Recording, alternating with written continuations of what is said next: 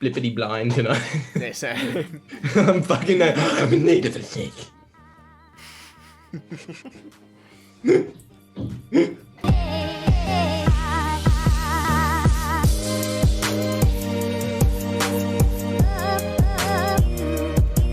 welcome back to Everything Whiskey. I'm Callum, I'm Sam. and today we're reviewing Jack Daniels in this quarantine edition, as you can quite clearly see.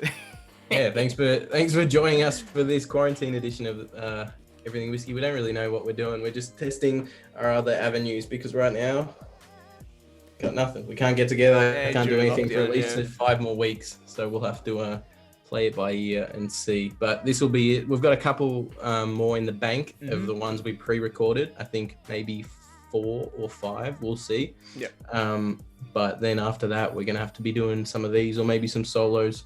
I don't know. We'll see how this one goes and judge it from there. All right, so as we said, reviewing the good old classic Jack Daniels. This is just a classic bourbon. Everyone knows what Jack Daniels is. It's in about every movie that I can possibly think of. Yeah, talking about bourbon. Yeah. Like they always sit down with a Jack Daniels on ice or... Yeah. So, That or Johnny or Jim Beam. There's a few of them. Mm. But this is the first time we're coming back to it for quite a while because we were off. I don't know. We tasted it very early on before we even were, I guess, whiskey people. And not fans really, aside from the efficiency of getting you drunk. We were not fans of it. Yeah. And we tasted it a couple times since then, but it's been, at least for me, it's been, I don't know, over maybe 2 years since I've had Jack Daniels. So it's going to be, I don't know. We'll see how we go. See if our palates have developed anymore. Yeah, the last time I drank Jack Daniels straight was when I was, 17? Sam? You were there. Were we 17 or 16? I don't know. Are we gonna out ourselves? Well, underage. And only a year in Australia though. Yeah. But it didn't end well. It didn't. We were both chronic messes after the end of it. But so it's kind of bringing back those memories. I was about to say it brings back memories, but the problem is I have none. Yeah, That's also it. I have had Jack Daniels in Coke, just pre-mixed Jack Daniels at restaurants and clubs and all that kind of stuff. But obviously you don't get the same experience of a straight.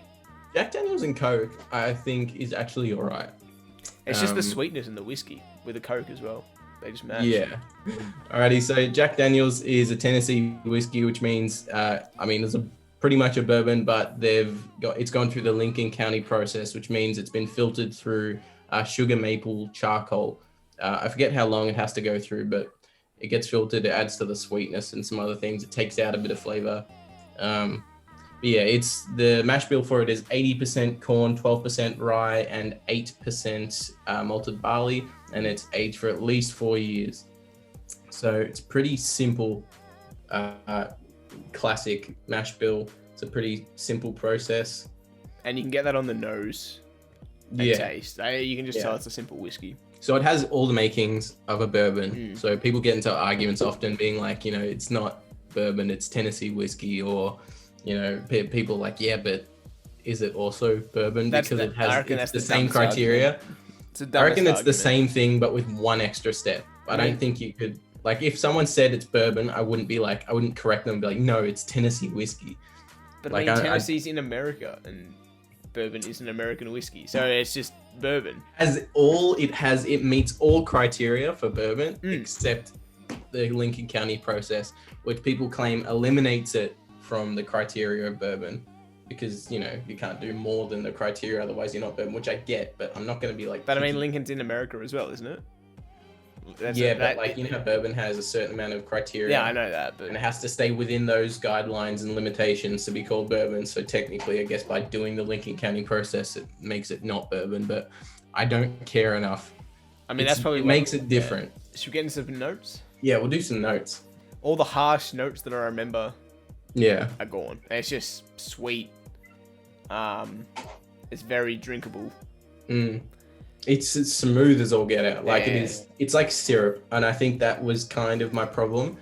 Like, I know that me and you have both gotten over the banana factor, but this, if anything can bring it back, it is Jack Daniels, it brings back the banana factor for me. This is like those, those little candied bananas, just Yeah. sugar based. All right, so as we said before, it's just a very basic bourbon, kind of sweet, but we'll get into the notes anyway and the taste. I'm getting the banana back. I don't even. It's just a very thin and sweet. Really, is just the way to describe I feel it. like the only part that isn't thin is the sweetness. It's like syrup sweetness. It's like over sweetened. It's really hard to like. Yeah, no, I agree. But I would say that it's the whole Lincoln County process, the sugared maple. But does it have sweetness in it at that point? Like when it's charcoal, do you reckon there's any sugars left in it? I don't think I've had any other whiskeys that are that I can remember that are this sweet. No, me neither. Is Jim Beam? I don't think that's that sweet. I think it's a sweeter whiskey, but it's not this sweet. It's like a lolly sweetness, but I think it's less sweet. It's got like this weird fruitiness. Jack Daniels is like they've got 3 or 4 sugar cubes and chucked in the barrel while it's been aged. It's weird. It's like you get the sugar syrup for making cocktails and it's gone. Like it's like what normal wild turkey, but they've watered it down so much and then chucked a few sugar cubes in it. Yeah, made it extra sweet. It's basically what it tastes like. It has those classic bourbon notes, but they're so watered down that you can't even really draw them out. I don't really get any apples or anything in this. Maybe a little bit in the nose. In the nose, I was gonna say. I don't get it in the taste. The taste is actually less friendly than I remember. Like it's super sweet, as I've said. Like I think like there's the bitterness and stuff. I guess the barrel bitterness is there. It's pretty present. But it's not offensive. That's why it's obviously one of the most well-known whiskeys in the world. It's because it's so friendly. Yeah, it's very easy to drink. So light, so easy to drink. But so like a whiskey drinker, it's very boring. That's what we're talking about. I don't know. I really enjoy this with Coke. Like even putting it up against other bourbons, I think it's good with Coke. Like even better. But there's just something it's just really cohesive when it's with Coke.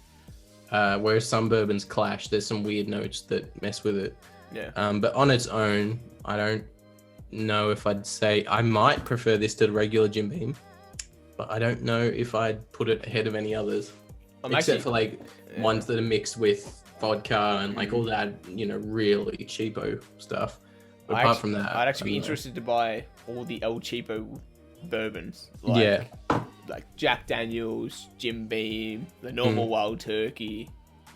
We should go, I'm sure there's more, but with Australia, like our pricing obviously varies so much more. There's a massive difference compared to that of America and stuff, especially with bourbons. But so I reckon we should do it'd be interesting for people to see what our 3 cheapest bourbon in our area is, and we do kind of comparison. And then same with Scotch, like we might do Ballantine's and Grouse, and then I don't know, what are the other ones, Loch Lomond or something. What kind of surprises me with Jack Daniels, which I guess just is more credit to them with their marketing and stuff, is the pricing. Like it's still $60 a bottle in Australia. Like that's insane to me. Like that's the same amount as Buffalo Trace, and I don't think they're comparable in regards. Is it that high? Yeah, like it's not cheap. Is that for the liter or the normal? I don't know. I swear it's not that. Surely it's not that much. I always thought it was like 45, 50 maybe. Yeah, sorry, that's it. That's for the 1 liter. Yeah, 45. Yeah, 45 for. But I mean, that's still the not 700 cheap. mil. But like again, like when you compare it to something like Buffalo Trace, Buffalo Trace is a very good bourbon, I reckon.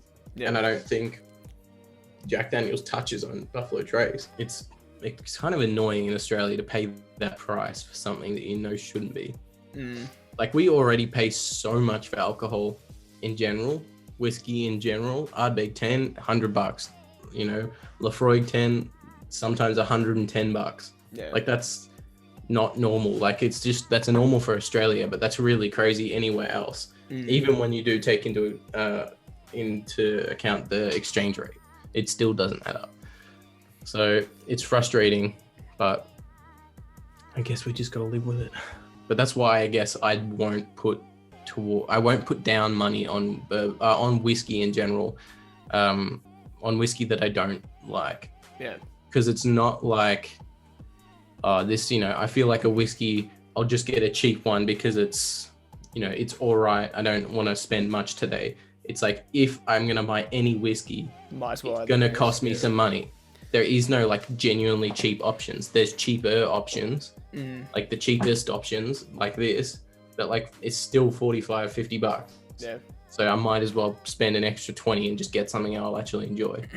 Yeah. Alrighty, thanks for watching this episode of Everything Whiskey, quarantine edition. Expect, for the most part, regularly scheduled, formatted episodes with us together. But in the future, if this is a long-term thing, quarantine, this will probably be what you see. If not, maybe some solo stuff. Yep. But either way, thank you for watching. I hope you enjoyed this. We'll see you in the next one.